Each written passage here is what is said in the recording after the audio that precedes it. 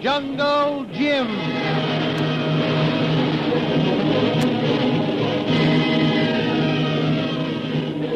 The adventures of Jungle Jim, broadcast weekly over this station, are dramatized from the full-color action pictures to be found in the Comic Weekly, the world's greatest comic supplement, distributed free each week with your Hearst Sunday newspaper. Last week when we left Jungle Jim, he had narrowly escaped losing his head at the hands of the fierce tribe of Paguan headhunters.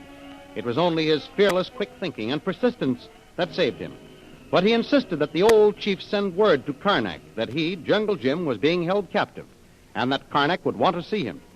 Convinced that his captive might be of importance, the chief ordered his warriors to tie up Jungle Jim and Kolu and keep a strict guard over the prisoners.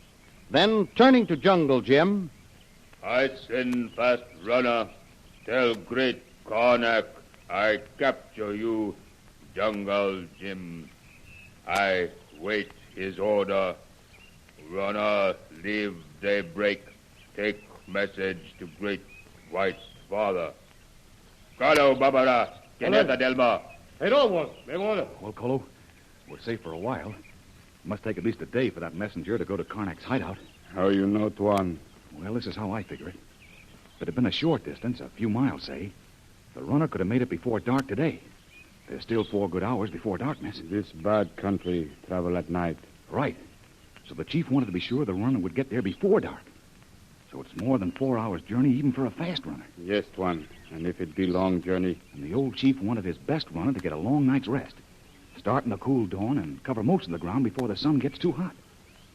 With the heat of noon and early afternoon, the runner will slow down and get there before sundown. Get it? Kolu understand, Tuan. If it take 1 day to go, take 1 day come back. Make 2 days we have. That's it, Kolu. But I hope it won't take 2 days for us to get the news. What you mean, Tuan? No, never mind that for a minute. Look, Kolu, if I move around with my back toward you, can you reach the ropes that are tying my hands? See if you can touch them with your teeth. Wait, Tuan, I try. You make it? Be hard, Tuan. Yes, Tuan, I reach them. All right, fine. Sit up now, in case anyone comes in and sees it. Yes, Tuan. What you want me to do, Tuan? We'll wait until shortly after midnight. Then I want you to get busy. See if you can untie those knots with your teeth. If not, see if you can't gnaw your way through these grass ropes I'm tied up with. These ropes be made from strong vines, Tuan. Take a long time, chew. Well, do you think you can do it, Kolu? Begin soon after dark. I keep try. You keep watch. Kolu think he do. Okay, Kolu. You try hard. We've got to free ourselves before that messenger leaves for Karnak's headquarters.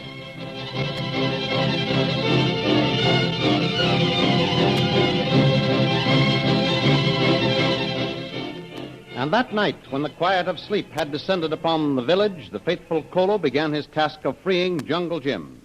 Patiently and tirelessly, Kolu worked while Jungle Jim kept a watchful eye on the door of the hut, where outside the natives stood guard. How's it coming, Kolu? You better rest a while now. Don't tire yourself out, because we'll need every ounce of strength to make our getaway once we get free. Nearly be finished, Tuan. Just a little more. You'll be able to pull arms and we'll break ropes. Good. Now to look at the light outside. The moon is well up in the sky. That'll give us plenty of light to see where we're going. Yeah, but it might also work against us. Some of those natives are awake and catch sight of us. Try now, Tuan. See if you break rope now. All right. It's giving a little, Kolu. But I can't snap it. Oh, boy, that's as strong as steel. I try some more, Tuan. Good. Well, it must be well after midnight now, Kolu. Oh, I hope we get clear before that messenger leaves. I only hope those guards stay out of here for a little while longer. I think they come in now. Pull again, Tuan. Maybe this time rope break. All right, Kolu. Those ropes are cutting into my arms pretty deeply. It's coming, Kolu. There. It snapped. Oh, gosh, that feels good. Now, wait a minute. Well, I rub some circulation into my... arms and hands. There. Oh, gosh, that's swell. There. Now I'll untie you. What we do about guards outside house, Tuan? Both awake. I see shadows keep moving up and down outside. Oh, wait a minute now. Let me untie those knots and get you loose. Then I'll tell you how we get those natives. Must be quick blow, Tuan. If guards shout, whole village wake up. I know that now. Wait a minute, I'll get these knots.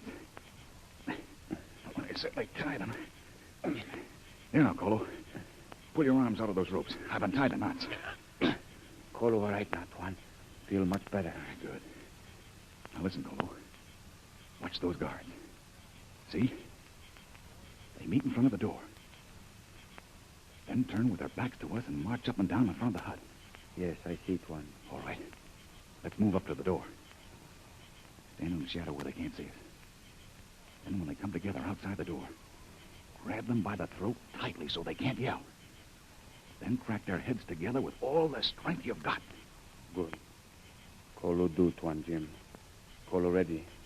I take one on this side. All right, fine. Come on now.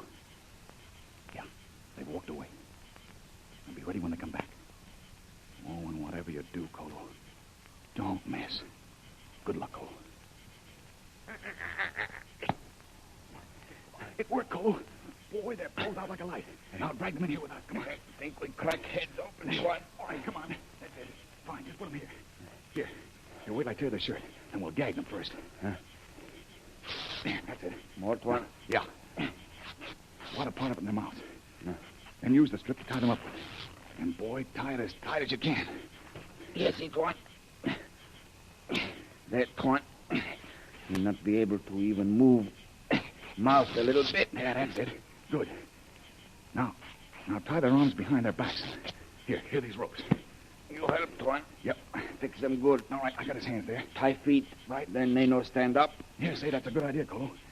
And if they do come to, they won't be able to move. Well, fix now, Tuan.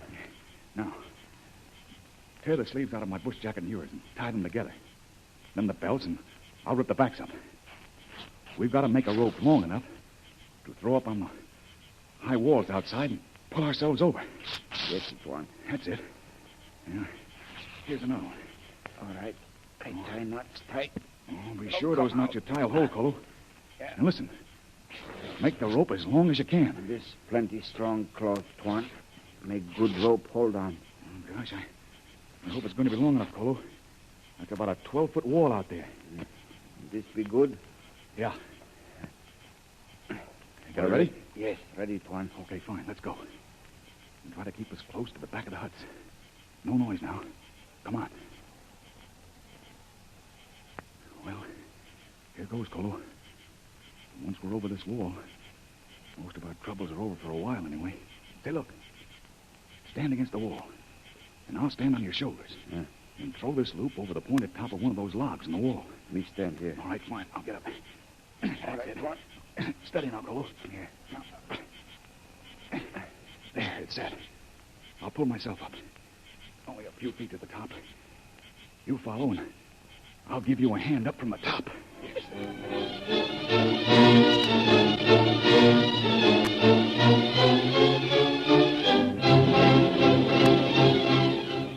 Quickly, Jim and Kolu hoist themselves over the high stockade and drop safely down on the other side.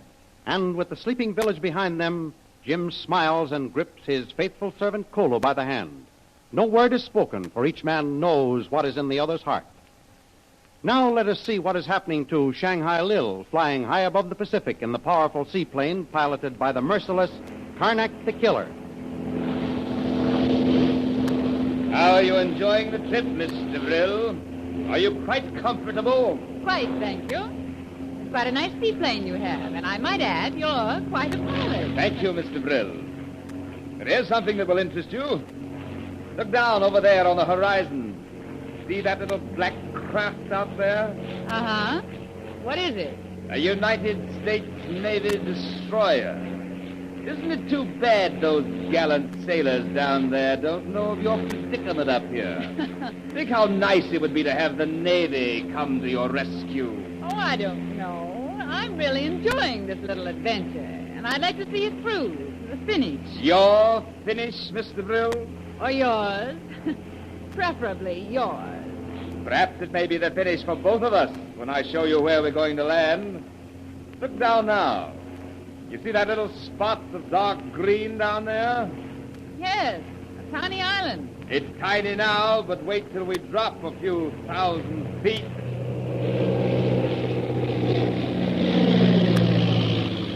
Phew, we certainly dropped in. Notice how much larger the island appears now? Mm-hmm, and this, I take it, is your headquarters. Certainly not.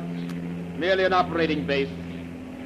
Look now, and you will notice a small lake, hardly visible from high altitudes, because the color of the lake itself almost blends into the color of the dense foliage surrounding it. Wait, we'll lose more altitude.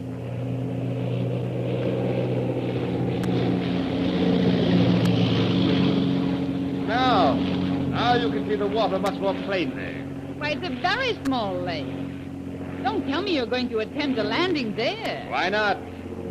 Didn't you say a little while ago you admired my skill as a pilot? Yes, but no pilot in the world would risk a landing on a place like that. There's no approach. The trees grow right to the water's edge. Why, it would be suicide to try to cut in over the trees to land there. It's been done before several times, Mr. Brill. What? I'll admit it's risky and requires a steady nerve and a great deal of skill.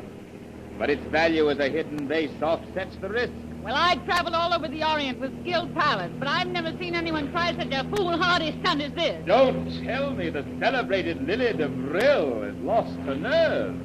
Well, just close your eyes, my dear. Take a deep breath and relax. By that time, we'll be safe on the surface of that lake. Master! Huh? Master, look! Look, boat on lake. In middle. What's where? So it is. What stupid fool left that boat tied up out there, right in the path of my landing? See no one in boat, Master. Confound those stupid fools!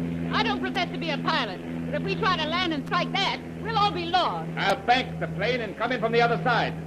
Maybe we'll attract someone's attention so they'll have time to move the boat.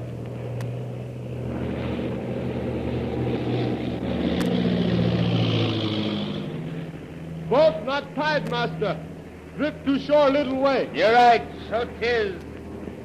I'm going to take a chance now. I think we can clear it.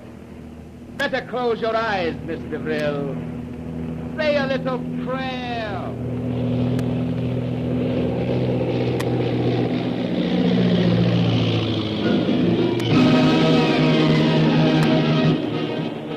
As the powerful seaplane bearing Shanghai Lil and her captors, Karnak the Killer and Koa, made a safe landing. What is happening to Jungle Jim and the faithful Kolu, who are now heading out into the open country?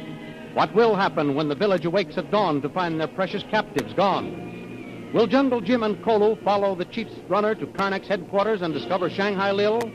There are thrills galore in the next episode in The Adventures of Jungle Jim. And remember, you can follow the adventures of Jungle Jim in the full-color action pictures which appear in the Comic Weekly, the world's greatest comic supplement containing the best full-color adventure and comic pictures. Follow your favorites Jiggs and Maggie, Barney Google, the Katzenjammer Kids, the Little King, plus the exciting adventures of Flash Gordon and Jungle Jim. All these and many others are to be found in the full-color action pictures in the Comic Weekly, which comes to you with your Hearst Sunday newspaper.